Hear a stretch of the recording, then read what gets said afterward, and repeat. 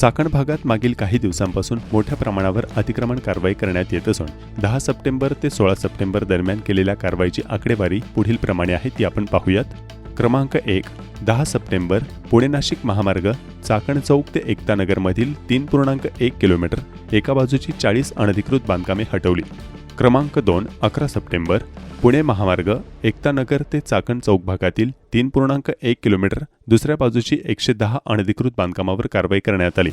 क्रमांक 3, 12 सप्टेंबर तळेगाव चाकण शिक्रापूर चाकण चौक ते तळेगाव भागातील दोन्ही बाजूची 1.5 किलोमीटर 42 अनधिकृत बांधकामे काढण्यात आली।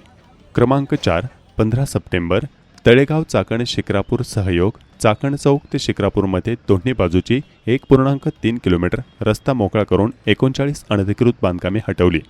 क्रमांक 5, 16 सप्टेंबर चाकण ते आंबेठाण रस्ता व चाकण माणिक चौक भागातील अतिक्रमणे रात्री उशिरापर्यंत जमीनदोस्त करण्यात आली आहेत।